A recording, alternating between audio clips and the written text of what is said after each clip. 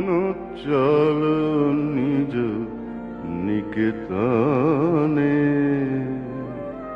সংসার বিদেশে বিদেশির বেশে, ভ্রম কেন অকারণে, মনো চল নিজ নিকেতনে।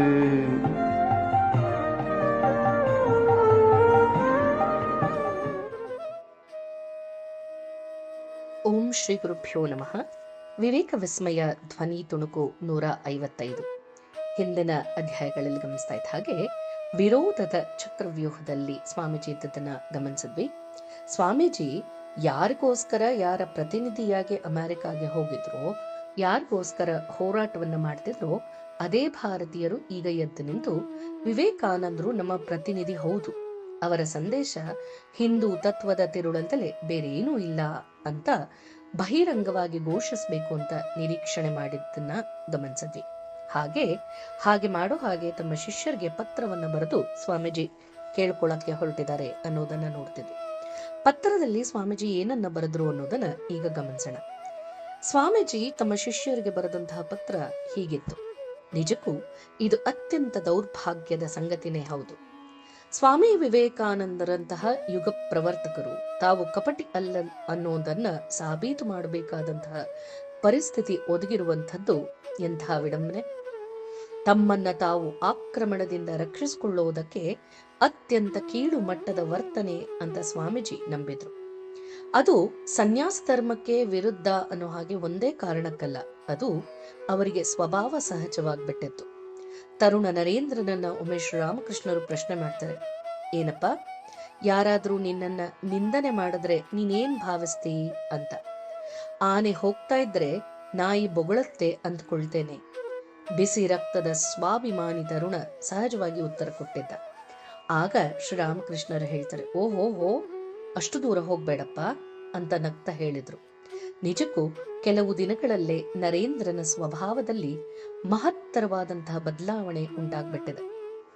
ಅವನು ಪ್ರತಿಯೊಬ್ಬರನ್ನೂ ಕೂಡ ಅತ್ಯುನ್ನತ ದೃಷ್ಟಿಕೋನದಿಂದ ಸಮಾನವಾಗಿ ನೋಡುವಂತಹ ಸಮದರ್ಶಿಯಾದ.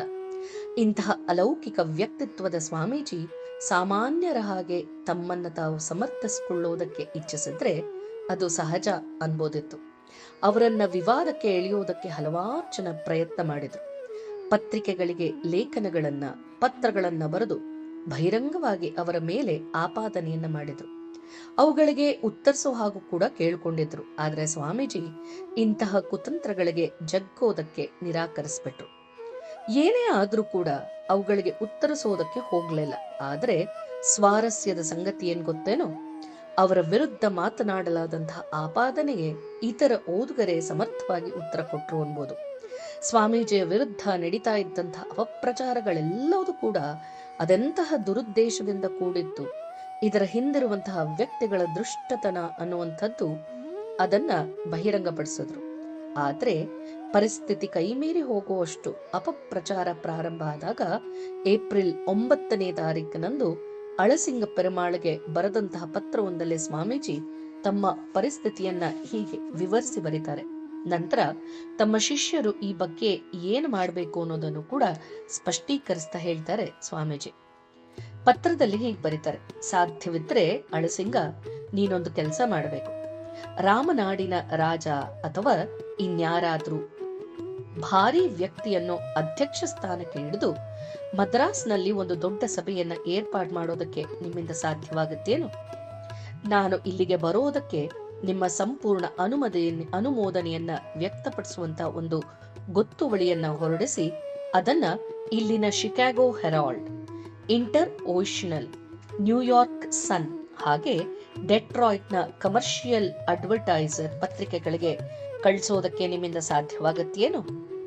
ನಿಮ್ಮ ಗೊತ್ತುವಳಿಯ ಅಂದ್ರೆ ಕ್ರೆಡೆನ್ಷಿಯಲ್, ನಿಮ್ಮ ಗೊತ್ತುವಳಿಯ ಪ್ರತಿಗಳನ್ನ ಸಮ್ಮೇಳನ ಅಧ್ಯಕ್ಷರಾದ ಡಾಕ್ಟರ್ ಬರೋಸ್ ರವರಿಗೆ, ಡೆಟ್ರಾಯ್ಟ್ನ ಶ್ರೀಮತಿ ಜೆ ಬ್ಯಾಗ್ಲಿ ಅವ್ರಿಗೂ ಕೂಡ ಕಳುಹಿಸಿಕೊಡಿ ಅಂತ ಬರೋದು.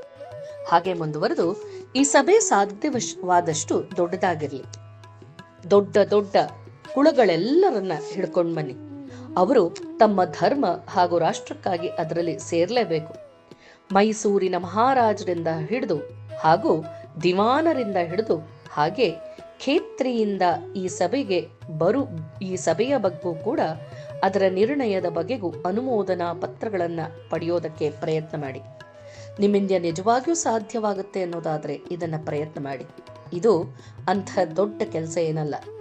ಎಲ್ಲ ಕಡೆಗಳಿಂದಲೂ ಕೂಡ ಸಹಾನುಭೂತಿ ಪತ್ರಗಳನ್ನು ಪಡೆದುಕೊಂಡು ಅವುಗಳನ್ನು ಮುದ್ರಿಸಿ ಅವುಗಳ ಪ್ರತಿಗಳನ್ನು ಅಮೆರಿಕಾದ ಪತ್ರಿಕೆಗಳಿಗೆ ಕಳಿಸ್ಕೊಡಿ.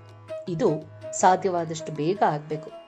ಓ ನನ್ನ ಪ್ರೀತಿಯ ಸಹೋದರರೇ, ಅದರಿಂದ ಬಹಳಷ್ಟು ಸಹಾಯವಾಗತ್ತಪ್ಪ. ಈ ಬ್ರಹ್ಮ ಸಮಾಜದ ಮಂದಿ ಇಲ್ಲಿ ಎಲ್ಲ ಬಗೆಯ ಅಸಂಬದ್ಧ ಪ್ರಲಾಪಗಳನ್ನು ಪ್ರಾರಂಭಿಸಿಬಿಟ್ಟಿದ್ದಾರೆ. ಸಾಧ್ಯವಾದಷ್ಟು ಬೇಗ ನಾವು ಅವರ ಬಾಯಿ ಮುಚ್ಚಿಸಲೇಬೇಕು.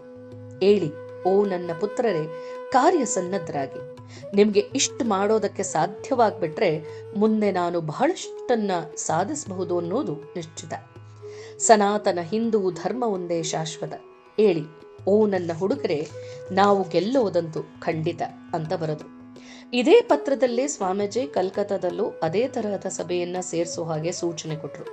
ನಿಜಕ್ಕೂ ಇದು ಅವರು ಬರೆದಿದ್ದಂತಹ ತ್ವರಿತದ ಪತ್ರ. ಹಾಗೆ ಇದಕ್ಕವರು ಒಂದು ತ್ವರಿತದ ಉತ್ತರವನ್ನ ನಿರೀಕ್ಷಣೆ ಮಾಡಿದ್ರು. ಆದರೆ ಜುಲೈ 2ನೇ ವಾರ ಕಳೆದ್ರೂ ಕೂಡ ಮದ್ರಾಸಿನ ಕಡೆಯಿಂದ ಪ್ರತಿ ಉತ್ತರ ಬರಲಿಲ್ಲ.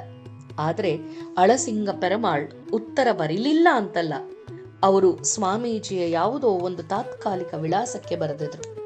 ಅದು ಸ್ವಾಮೀಜಿ ಕೈ ಸೇರಿದ್ದು ಮಾತ್ರ ತುಂಬಾ ನಿಧಾನ.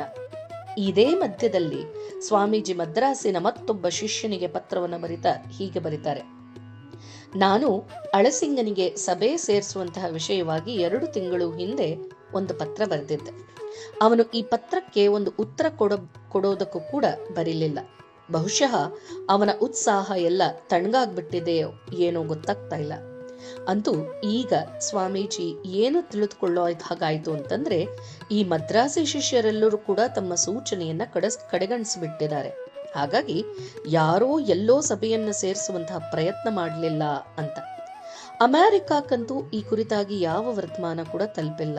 ಹಾಗಾಗಿ ಮದ್ರಾಸಿಗಳ ಈ ದೀರ್ಘ ಮೌನದಿಂದಾಗಿ ಅಮೆರಿಕಾದಲ್ಲಿನ ಸ್ವಾಮೀಜಿಯ ನಿಂದಕ ವರ್ಗ ತನ್ನ ಹೀನ ಕಾರ್ಯವನ್ನ ಮಾತ್ರ ನಿರಾತಂಕವಾಗಿ ನಡೆಸ್ಕೊಳ್ತಾ ಬರೋ ಹಾಗಾಯಿತು. ಸ್ವಾಮೀಜಿ ಸುತ್ತಮುತ್ತ ಇಷ್ಟೆಲ್ಲಾ ನಡೀತಾ ಇದ್ರು ಅವರು ಸಾರ್ವಜನಿಕರ ಮುಂದೆ ತಮ್ಮನ್ನ ಸಮರ್ಥಿಸಿಕೊಳ್ಳುವಂತಹ ಪ್ರಯತ್ನವನ್ನ ಇನ್ನೂ ಪ್ರಾರಂಭ ಮಾಡಿಲ್ಲ. ಭಗವಂತ ನೋಡ್ಕೊಳ್ತಾನೆ ಅಂತ ಬಿಟ್ಬಿಟ್ಟಿದ್ದಾರೆ. ಆದ್ರೆ ಭಗವಂತ ಸ್ವಾಮೀಜಿಗೂ ಕೂಡ ಬುದ್ಧಿಯನ್ನ ಕೊಟ್ಟಿದ್ದಾನೆ ಅಲ್ವೇನೋ? ಅಲ್ದಲೆ ಅವರೊಬ್ಬ ಜವಾಬ್ದಾರಿಯುತ ವ್ಯಕ್ತಿ ಅಲ್ವೇ? ಜೊತೆಗೆ ಅಮೆರಿಕಾದ ಹಲವಾರು ಸಭ್ಯ ಸಜ್ಜನರು ಅವರಿಗೆ ತಮ್ಮ ತಮ್ಮ ಮನೆಗಳಲ್ಲಿ ಹಲವಾರು ತಿಂಗಳು ಆಹಾರ ಆಸರೆ ಕೊಟ್ಟು ಸತ್ಕರಿಸಿದ್ದಾರೆ ಅಲ್ವೇನು? ಈಗ ಇಂತಹ ವ್ಯಕ್ತಿಯ ಮೇಲೆ 4 ದಿವಸಗಳಿಂದಲೂ ಕೂಡ ಅಪವಾದ ನಿಂದೆಗಳ ಸುರಿಮಳೆ ಆಗ್ತಿರೋದನ್ನು ನೋಡಿದಾಗ ಆ ಮನೆಯವರೆಲ್ಲ ಕೊನೆಗೂ ಕೂಡ ಅವರ ಮೇಲೆ ಸಂಶಯ ಪಡೆದಲೇ ಇರೋದಕ್ಕೆ ಸಾಧ್ಯವೇ? ಇದನ್ನ ಹೋಗಲಾಡಿಸ್ಬೇಕಾದದ್ದು ಸ್ವಾಮೀಜಿಯ ಕರ್ತವ್ಯ. ಹಾಗಾಗಿ ಈಗ ಸ್ವಾಮೀಜಿ ಯೋಚನೆ ಮಾಡೋದು, ಅಮೆರಿಕಾದ ತಮ್ಮ ಆತ್ಮೀಯ ಸ್ನೇಹಿತ ವರ್ಗಕ್ಕೆ ಒಂದು ಸತ್ಯ ಸಂಗತಿಯನ್ನು ತಿಳಿಸಿ ಅವರ ಅನುಮಾನಗಳನ್ನು ನಿವಾರಣೆ ಮಾಡಬೇಕು ಅನ್ನುವಂಥದ್ದು. ಅಷ್ಟೇ ಅಲ್ಲದೆ ಈಗ ಅದಂತಹ ಪರಿಸ್ಥಿತಿ ಬಂದುಬಿಟ್ಟಿತ್ತು ಅಂತಂದ್ರೆ ಸ್ವಾಮೀಜಿ ಏನಾದರೂ ಸಹನೆಯ ಹೆಸರಲ್ಲಿ ಬಾಯಿ ಮುಚ್ಚಿಕೊಂಡು ಮೌನವಾಗಿದ್ದಂಥ ಪಕ್ಷದಲ್ಲಿ ಅವರು ಸುಳ್ಳುಗಾರ, ಠಕ್ಕ, ಕಪಟ ಸನ್ಯಾಸಿ ಅನ್ನೋದೆಲ್ಲ ಒಪ್ಪಿಕೊಂಡ ಹಾಗಾಗ್ಬಿಡ್ತಿತ್ತು. ಆಗ ಅವರ ಆಪ್ತ ಸ್ನೇಹಿತರು ಕೂಡ ಇದು ದೃಢವಾಗ್ತಿತ್ತು. ಆಮೇಲೆ ಸ್ವಾಮೀಜಿಗೆ ಅಮೆರಿಕಾದಲ್ಲಿ ಉಳಿದುಕೊಳ್ಳೋದೇ ಕಷ್ಟವಾಗ್ಬಿಡ್ತಿತ್ತು. ಸ್ವಾಮೀಜಿ ಅಮೆರಿಕಾದಲ್ಲಿ ತಮ್ಮ ಕಾರ್ಯವನ್ನು ಮುಂದುವರಿಸೋದಕ್ಕಾಗಿ ತಮ್ಮನ್ನ ಸಮರ್ಥನೆ ಮಾಡಿಕೊಳ್ಳೋದಿದ್ರೆ ಚಿಂತನೆ ಇಲ್ಲ. ಆದರೆ ಅವರು ಅಲ್ಲಿನ ಹಲವು ಸಭ್ಯ ಸಜ್ಜನರ ಜೊತೆಗೆ ಬೆಳೆಸಿದಂತಹ ಆತ್ಮೀಯ ಸ್ನೇಹವನ್ನು ಉಳಿಸ್ಕೊಳ್ಬೇಕು ಅಂತಾದರೂ ಕೂಡ ತಮ್ಮನ್ನ ತಾವು ಸಮರ್ಥನೆ ಮಾಡ್ಕೊಳ್ಬೇಕಾಗಿ ಬಂತು. ಸ್ವಾಮೀಜಿ ಈಗ ಮೊಟ್ಟ ಮೊದಲನೇದಾಗಿ ಗಮನ ಕೊಡಬೇಕಾದದ್ದು ಪ್ರೊಫೆಸರ್ ಜಾನ್ ಹೆನ್ರಿ ರೈಟ್ ಅವ್ರ ಕಡೆಗೆ. ಯಾಕೆ ಅಂತಂದ್ರೆ ಯಾವ ಪರಿಚಯ ಪತ್ರವೂ ಇಲ್ದಲೆ ಬರಿಗೈಯಲ್ಲಿ ಬಂದದ್ದಂತಹ ಸ್ವಾಮೀಜಿಯನ್ನ ಸಮ್ಮೇಳನದಲ್ಲಿ ಭಾಗವಹಿಸೋದಕ್ಕೆ, ಪ್ರತಿನಿಧಿಯಾಗೋದಕ್ಕೆ, ಸರ್ವ ವಿಧದಿಂದಲೂ ಕೂಡ ಇವರೇ ತಕ್ಕವರು ಅಂತ ಘೋಷಣೆ ಮಾಡೋದಕ್ಕೆ, ಅವರ ಅರ್ಹತೆಗೆ ತಾವೇ ಸಾಕ್ಷಿಯಾಗಿ ನಿಂತು ಸಮ್ಮೇಳನದ ವೇದಿಕೆಯ ಮೇಲೆ ಕಾಣಿಸಿಕೊಳ್ಳೋದಕ್ಕೆ ಅನುವು ಮಾಡಿಕೊಟ್ಟೋರು ಪ್ರೊಫೆಸರ್ ಜಾನ್ ಹೆನ್ರಿ ರೈಟ್ ಅಲ್ವೇನೋ? ಹಾಗಾಗಿ ಈಗ ಸ್ವಾಮೀಜಿ ತಮ್ಮ ವ್ಯಕ್ತಿತ್ವವನ್ನು ಸ್ಪಷ್ಟವಾಗಿ ನಿರೂಪಿಸಬೇಕಾಗಿರುವಂತಹ ಯೋಗ್ಯತಾ ಪತ್ರಗಳನ್ನು ಭಾರತದ ಕಡೆಯಿಂದ ಏನೇನು ಬಂದಿದ್ವೋ ಅದೆಲ್ಲದನ್ನು ಕಲೆ ಹಾಕಿ ಪ್ರೊಫೆಸರ್ ಹೆನ್ರಿ ರೈಟ್ ಅವರಿಗೆ ಕಳಿಸ್ಕೊಟ್ರು. ಈ ಯೋಗ್ಯತಾ ಪತ್ರಗಳಲ್ಲಿ ಕೆಲವೆಲ್ಲ ಭಾರತದಿಂದ ಮೊನ್ನೆ ಅವರ ಕೈ ಸೇರಿದ್ವು. ಇವುಗಳನ್ನ ಕಳಿಸ್ಕೊಟ್ಟು ನಂತರ ಸ್ವಾಮೀಜಿ ಪ್ರೊಫೆಸರ್ ಹೆನ್ರಿ ರೈಟ್ ಅವ್ರಿಗೆ ಒಂದು ಪತ್ರವನ್ನ ಬರೀತಾರೆ. ಆ ಪತ್ರದಲ್ಲಿ ಏನ್ ಬರೆದ್ರು ಅನ್ನೋದನ್ನ ಮುಂದಿನ ಧ್ವನಿಯ ತುಣುಕಿನಲ್ಲಿ ಗಮನಿಸೋಣ. ಜಯ ರಾಮಕೃಷ್ಣ.